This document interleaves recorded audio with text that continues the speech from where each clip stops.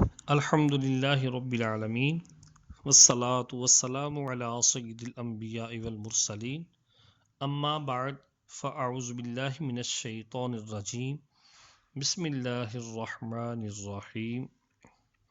موضوع پر مسح کرنے کے مسائل چل رہے ہیں۔ صدر الشریعہ حضرت علامہ مولانا مفتی محمد امجد علی اعظمی رحمۃ اللہ تعالی علیہ بہار شریعت کے صفحہ نمبر 365 پر ارشاد فرماتے ہیں،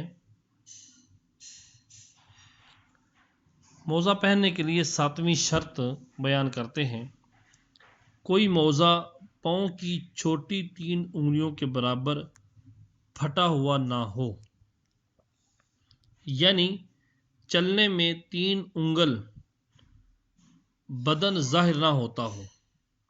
جب چلے تو 3 انگل جو بدن ہے وہ ظاہر نہ ہوتا ہو، اور اگر 3 انگل پھٹا ہوا ہو اور بدن 3 انگل سے کم دکھائی دیتا ہے، پھٹا ہوا موزہ 3 انگل ہی ہے لیکن جو پاؤں ہے 3 انگل سے کم دکھائی دیتا ہے تو پھر مسح جائز ہے، اور اگر دونوں تین انگل سے کم پھٹے ہوں، دونوں موزے 3 انگل سے کم پھٹے ہوں اور مجموعہ 3 انگل یا زیادہ ہے تو بھی مسح ہو سکتا ہے۔ سلائی کھل جائے جب بھی یہی حکم ہے کہ ہر ایک میں 3 انگل سے کم ہے تو جائز، ورنہ جائز نہیں۔ موزے کی سلائی پھٹ گئی، کھل گئی تو جب بھی یہی حکم ہے کہ اگر ہر ایک میں 3 انگل سے کم دکھائی دیتا ہے تو پھر مسح جائز ہے، ورنہ جائز نہیں۔ مسئلہ نمبر 13، موزہ پھٹ گیا یا سیون کھل گئی اور ویسے پہنے رہنے کی حالت میں 3 انگل پاؤں ظاہر نہیں ہوتا مگر چلنے میں 3 انگل دکھائی دے تو اس پر بھی مسح جائز نہیں۔ نمبر 14، ایسی جگہ پھٹا یا سیون کھلی کہ انگلیاں خود دکھائی دیں تو چھوٹی بڑی کا اعتبار نہیں بلکہ 3 انگلیاں ظاہر ہوں، یعنی ایسی جگہ پھٹا یا سیون کھلی کہ 3 انگلیاں خود دکھائی دیں، 3 انگلیاں خود دکھائی دیں تو چھوٹی بڑی انگلی کا اعتبار نہیں بلکہ 3 انگلیاں ظاہر ہوں تو مسح جائز نہیں۔ مسئلہ نمبر 15، ایک موزہ چند جگہ کم سے کم اتنا پھٹا گیا ہے کہ اس میں 100 تالی جا سکے اور ان سب کا مجموعہ 3 انگل سے کم ہے تو مسح جائز ہے، ورنہ نہیں۔ یعنی موزہ جو ہے وہ کم سے کم اتنا پھٹ گیا کہ اس میں 100 تالی وہ اوزار جس سے موچی حضرات سوراخ کرتے ہیں جوتے کو سینے کے لیے، جس میں روئی یا سوت وغیرہ ڈالتے ہیں، تو اگر موزہ اتنا پھٹ گیا کہ اس میں 100 تالی جا سکے اور ان سب کا مجموعہ 3 انگل سے کم ہے، تھوڑا تھوڑا پھٹا ہوا ہے، 3 انگل سے کم ہے تو مسح جائز ہے، ورنہ جائز نہیں۔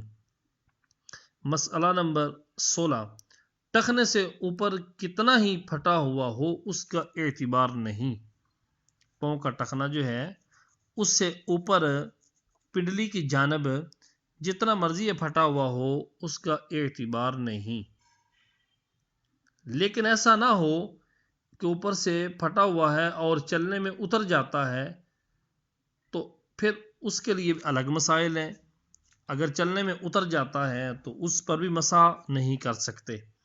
مسح کا طریقہ یہ ہے کہ داہنے ہاتھ کی 3 انگلیاں، مسح کا طریقہ دائیں ہاتھ کی 3 انگلیاں دائیں پاؤں کی پشت کے سرے پر، دائیں ہاتھ کی 3 انگلیاں اپنے دائیں پاؤں کے پشت کے سرے پر رکھیں اور بائیں ہاتھ کی انگلیاں بائیں پاؤں کی پشت کے سرے پر رکھیں، رکھ کر پنڈلی کی طرف کم از کم بقدر 3 انگل کے کھینچ لی جائیں، دونوں ہاتھ دونوں پاؤں پر رکھیں، سیدھا ہاتھ سیدھے پاؤں پہ، الٹا ہاتھ الٹے پاؤں پہ، رکھ کر تین تین انگلیاں جو ہے بقدر تین تین کم از کم تین تین رکھیں اور پنڈلی کی جانب ان کو کھینچیں. کم از کم 3 انگل کی مقدار کھینچنا یہ مسح کا طریقہ ہے. اور سنت یہ ہے کہ پنڈلی تک پہنچائیں. سنت طریقہ یہ ہے کہ ان تینوں انگلیوں کو کھینچ کر پنڈلی تک لے کر جائیں. تو یہ سنت طریقہ ہے.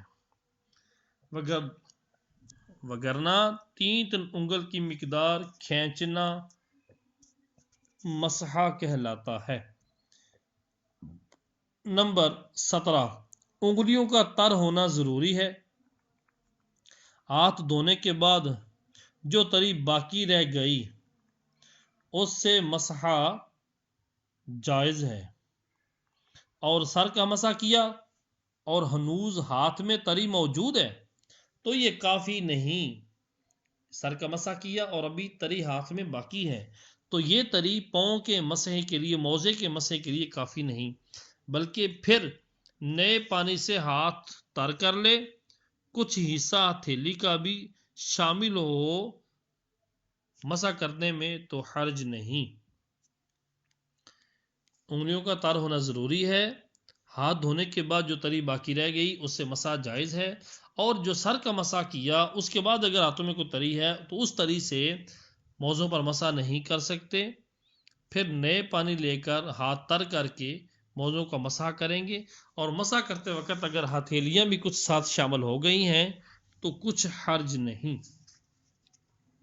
نمبر 18 مسح میں فرض 2 ہے. موزوں پر مسح جو کرنا ہے اس کے اندر 2 فرض ہیں. نمبر 1 ہر موزے کا مسح ہاتھ کی چھوٹی 3 انگلیوں کے برابر ہونا. ہر موزے کا مسح ہاتھ کی چھوٹی 3 انگلیوں کے برابر ہونا. ہاتھ کی جو چھوٹی 3 انگلیاں ہیں ان کی مقدار کم از کم مسح ہونا یہ ضروری ہے.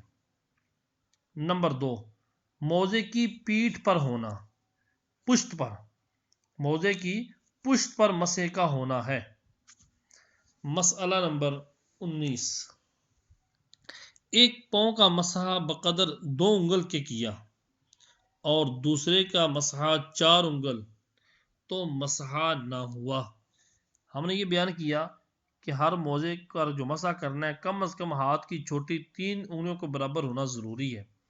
اب اگر کسی نے ایک پاؤں پر تو 2 انگل کی مقدار کر لیا، چھوٹی 2 انگل کی مقدار پر، اور دوسرے پاؤں پر 4 انگل کی مثل مسح کر لیا تو یہ مسح نہ ہوا.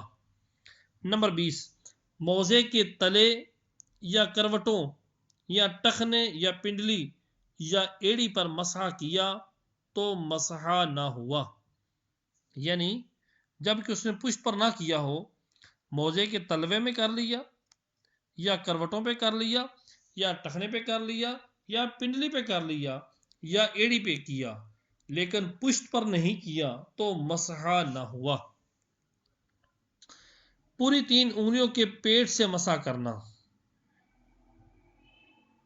پوری 3 انگلیوں کے پیٹ سے مسح کرنا اور پنڈلی تک کھینچنا اور مسح کرتے وقت انگلیاں کھلی رکھنا سنت ہے.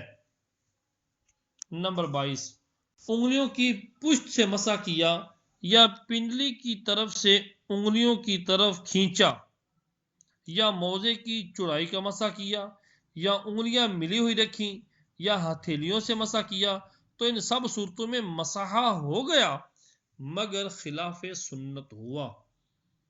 یعنی ہاتھ کی پشت انگلیوں کی پشت سے مسح کر رہا ہے یا پنڈلی سے نیچے کی طرف لے کر جا رہا ہے یا موزے کی چوڑائی میں مسح کر رہا ہے یا انگلیاں کھلی رکھنا تھی اس نے ملائی ہوئی ہیں، ہتھیلیوں سے مسح کر رہا ہے، بہر صورت مسح ہو جائے گا لیکن خلاف سنت ہوگا. مسئلہ نمبر 23 اگر ایک ہی انگلی سے 3 بار نئے پانی سے ہر مرتبہ تر کر کے 3 جگہ مسح کیا جب بھی ہو گیا. اگر ایک ہی انگلی سے 3 بار 3 نئے پانی سے ہر مرتبہ انگلی کو تر کر کے 3 جگہ مسح کیا، مسح تو ہو گیا مگر سنت ادا نہ ہوئی. اور اگر ایک ہی جگہ مسح ہر بار کیا یا ہر بار تر نہ کیا تو مسح نہ ہوا۔ نمبر 24، انگلیوں کی نوک سے مسح کیا تو اگر ان میں اتنا پانی تھا کہ 3 انگل تک برابر ٹپکتا رہا تو مسح ہو گیا اور نہ نہیں، یعنی انگلیوں کی نوک سے مسح کیا اور اگر ان انگلیوں کی نوک میں اتنا پانی تھا کہ 3 انگل تک برابر ٹپکتا رہا تو مسح ہوا، اگر برابر نہیں ٹپکتا رہا 3 انگلیوں کی مقدار تو مسح نہیں ہوا۔ نمبر 25، موزے کی نوک کے پاس کچھ جگہ خالی ہے کہ وہاں پاؤں کا کوئی حصہ نہیں، اس خالی جگہ کا مسح کیا تو مسح نہ ہوا، اور اگر بتکلف وہاں تک انگلیاں پہنچا دیں، انگلیاں مس موزے کے اندر پہنچا دی، جو جگہ آگے سے خشک رہ جاتی ہے وہاں تک بھی پہنچا دی اور اب مسح کیا تو ہو گیا، مگر جب وہاں سے پاؤں ہٹے گا فوراً مسح جاتا رہے گا، یعنی موزے کے اندر آگے سے کچھ ایسا حصہ ہے جہاں پر انگلیاں نہیں پہنچی، وہاں پر مسح کیا تو مسح نہ ہوا، لیکن اگر تکلف کر کے اس جگہ پر بھی اپنی انگلیوں کو پہنچا دیا، پاؤں کی انگلیوں کو آگے پہنچا گیا، اب اگر مسح کیا تو مسح ہو جائے گا، لیکن جو ہی وہاں سے پاؤں ہٹے گا تو مسح جاتا رہے گا۔ نمبر 26، مسح میں نیت ضروری نہیں، نہ 3 بار کرنا سنت، 1 بار کر لینا کافی ہے۔ مسح میں نہ نیت ضروری ہے نہ 3 بار کرنا سنت، 1 بار کر لینا کافی ہے، سنت ادا ہو جائے گی۔ نمبر 27، موزے پر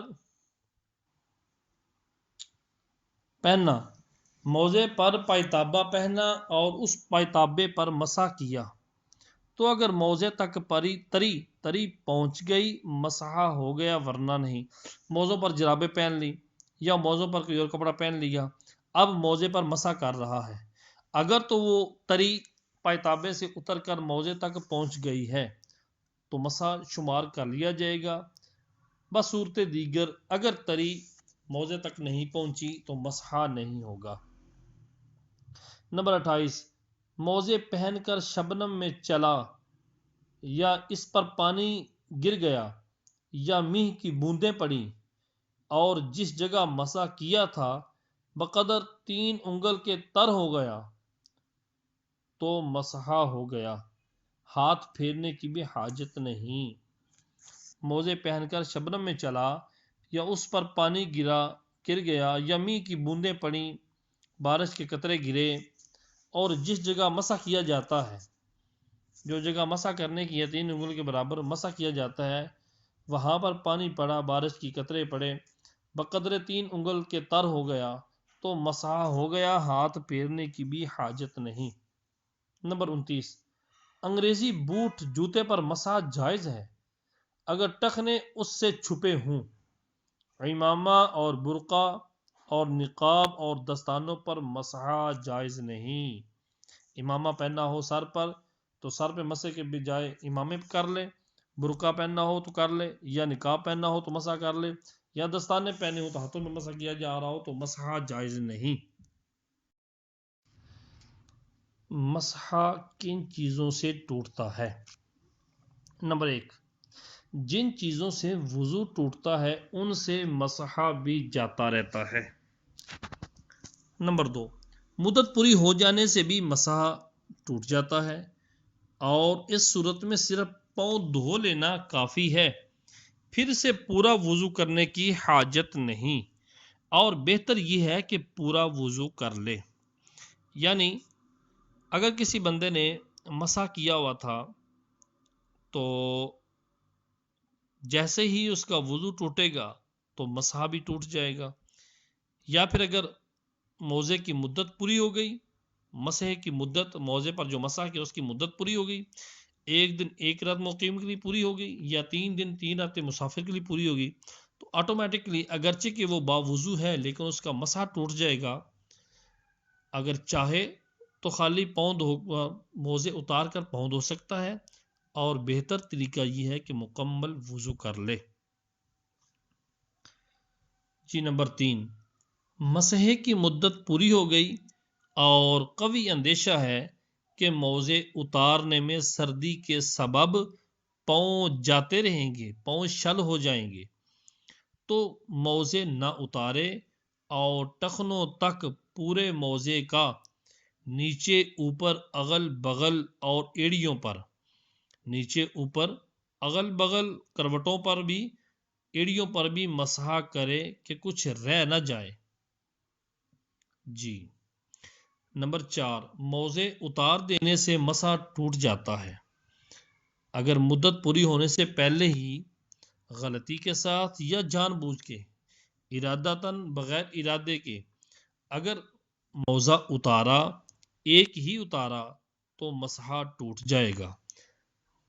یوں ہی اگر ایک پاؤں آدھے سے زیادہ موزے سے باہر ہو جائے تو مسح جاتا رہا۔ موزہ اتارنے یا پاؤں کا اکثر حصہ باہر ہونے میں پاؤں کا وہ حصہ معتبر ہے جو گٹوں سے پنجوں تک کا ہے، جو گٹوں سے پنجوں تک کا ہے، پنڈلی کا اعتبار نہیں۔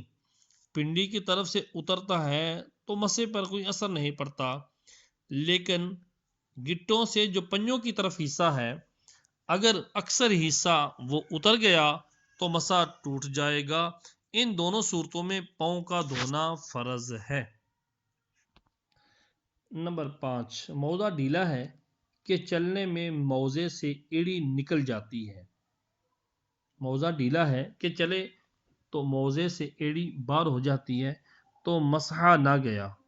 ہاں اگر اتارنے کی نیت سے باہر کی ایڑی، اتارنے کی نیت سے ایڑی موزے سے باہر کی تو مسح ٹوٹ جائے گا۔ نمبر 6، موزے پہن کر پانی میں چلا کہ ایک پاؤں کا آدھے سے زیادہ حصہ دھل گیا۔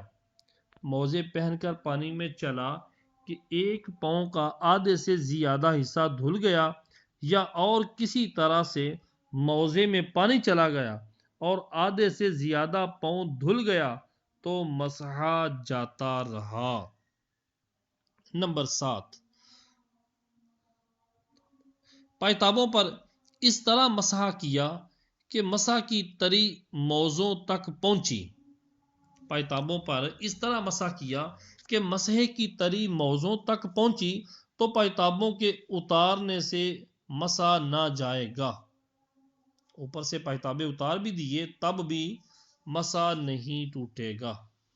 نمبر 8، اعضائے وضو اگر پھٹ گئے ہوں یا ان میں پھوڑا یا کوئی اور بیماری ہو اور ان پر پانی بہانا ضرر کرتا ہے، نقصان کرتا ہے، یا تکلیف شدید ہوتی ہو تو بھیگا ہاتھ پھیر لینا کافی ہے، اور اگر یہ بھی نقصان کرتا ہو تو اس پر کپڑا ڈال کر کپڑے پر مسح کرے، اور جو یہ بھی مضر ہو، تکلیف ہو تو معاف ہے۔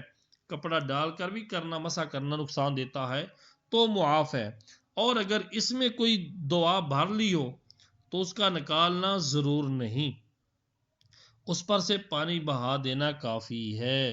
زخم کے اندر کوئی دوا بھری ہوئی ہے تو اب وضو کے وقت اس دوا کو نکالنا ضروری نہیں، اس پر سے پانی بہا دینا کافی ہے۔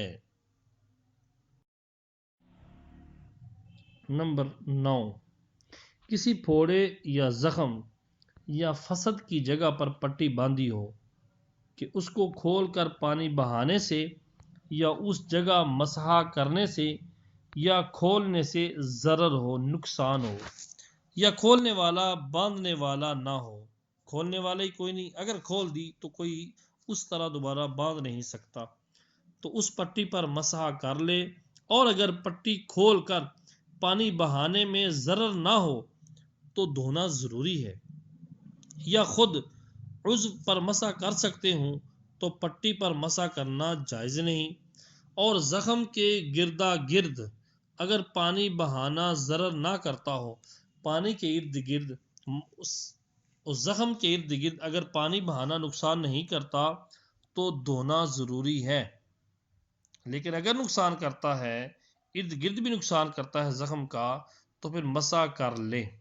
اور اگر اس پر بھی مسح نہ کر سکتے ہوں، زخم کے گردا گرد آگے پیچھے بھی مسح نہ کر سکتے ہوں، تو پٹی پر مسح کر لیں، اور پوری پٹی پر مسح کر لیں تو بہتر ہے، اور اکثر حصے پر ضروری ہے، اور ایک بار مسح کافی ہے، تکرار کی حاجت نہیں کہ 3 بار سنت ہے، ایسا نہیں، ایک بار ہی ساری پٹی پر مسح کر لیں تو کافی ہے۔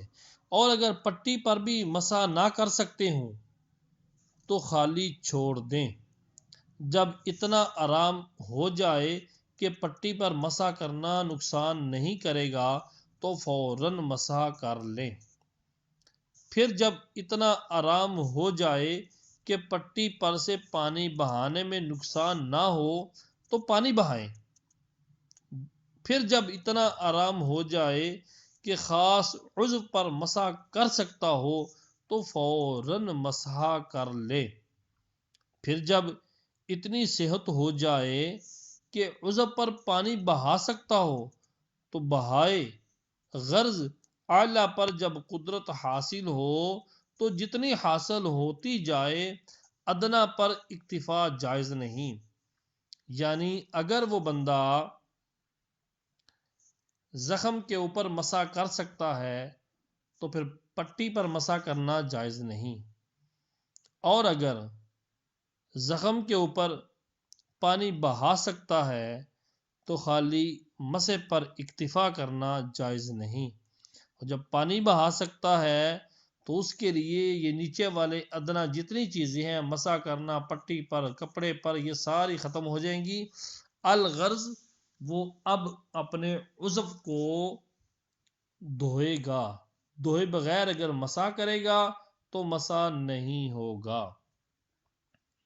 نمبر 10، ہڈی کے ٹوٹ جانے سے تختی بند گئی ہو تو اس کا بھی یہی حکم ہے۔ ہڈی ٹوٹی، اس کے اوپر پھٹی باندھی گئی ہے، تختی باندھی گئی ہے، تو اس کی بھی یہی صورتیں ہیں۔ اگر تو کھولی جا سکتی ہے تو کھول کر اس کو دھویا جائے، اگر دھونے میں نقصان ہوتا ہے تو گیلا ہاتھ کر کے زخم پر پھیرا جائے، گیلا ہاتھ اگر نقصان کرتا ہے تو کپڑے پر بھی نقصان ہوتا ہے تو پھر پھٹی پر ہی، اور اگر پھٹی کھولنے میں بھی ضرر آتا ہے تو پھٹی نہ کھولی جائے، اسی پھٹی کے اوپر گیلا ہاتھ کر کے مسح کر دیا جائے۔ یہ ترتیب اسی ترتیب کو سامنے رکھا جائے گا، کم از کم دیکھا جائے گا، یہاں سے یہ کر سکتا ہے، یہ کرے، نہیں تو اوپر چلتا جائے۔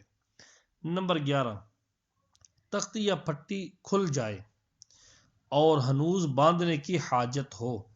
تختی یا پٹی کھل گئی اور ابھی اس کو باندھنے کی حاجت ہے تو پھر دوبارہ مسح نہیں کیا جائے گا۔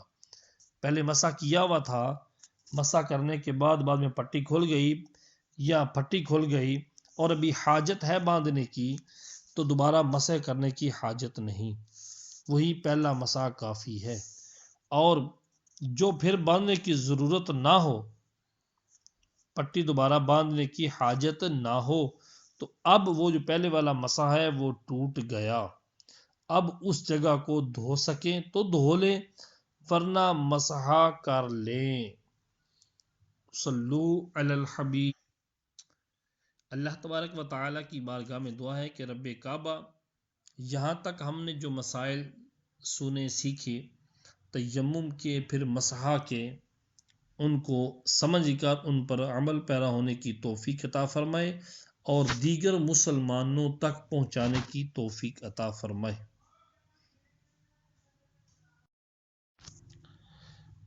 حیض کا بیان۔ اللہ تبارک و تعالی قرآن کریم فرقان حمید کے اندر ارشاد فرماتا ہے، یسألونک عن المحیض قل هو اذی فاعتزلوا النساء فی المحیض ولا تقربوهن حتى یطہرن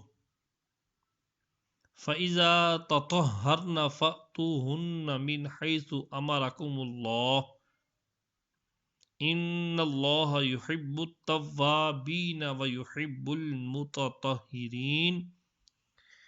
ترجمہ کنز الایمان، اے محبوب، تم سے حیض کے بارے میں لوگ سوال کرتے ہیں، تم فرما دو وہ گندی چیز ہے، تو حیض میں عورتوں سے بچو اور ان سے قربت نہ کرو جب تک پاک نہ ہو لیں، تو جب پاک ہو جائیں ان کے پاس اس جگہ سے آؤ جس کا اللہ نے تمہیں حکم دیا، بے شک اللہ دوست رکھتا ہے توبہ کرنے والوں کو اور دوست رکھتا ہے پاک ہونے والوں کو۔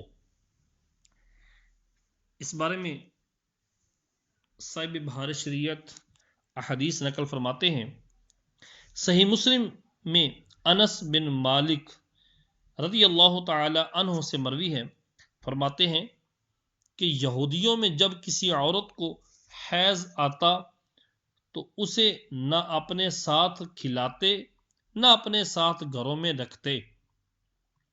صحابہ کرام نے نبی کریم صلی اللہ تعالی علیہ وآلہ وسلم سے سوال کیا، اس پر اللہ تعالی نے آیت نازل فرمائی، یہی آیت وَيَسْأَلُونَكَ عَنِ الْمَحِيضِ۔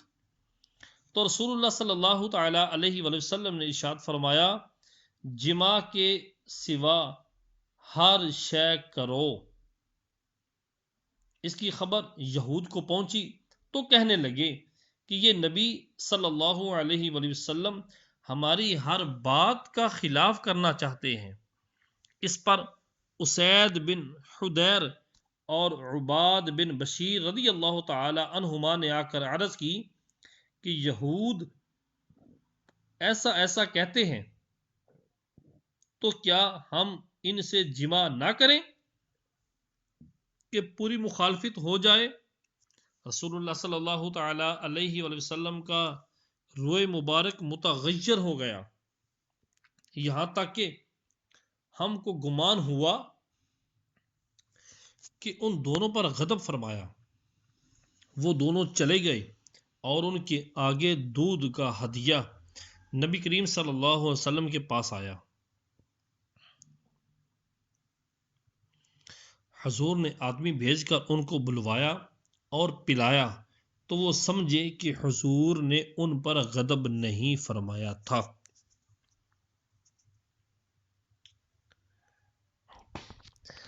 حدیث نمبر 2، صحیح بخاری میں ہے، ام المؤمنین صدیقہ رضی اللہ تعالی عنہا فرماتی ہیں، ہم حج کے لیے نکلے، جب صرف میں پہنچے، مکہ کے قریب ایک جگہ ہے جس کا نام ہے صرف، تو مجھے حیض آیا تو میں رو رہی تھی کہ رسول اللہ صلی اللہ علیہ وسلم میرے پاس تشریف لائے۔ فرمایا، تجھے کیا ہوا؟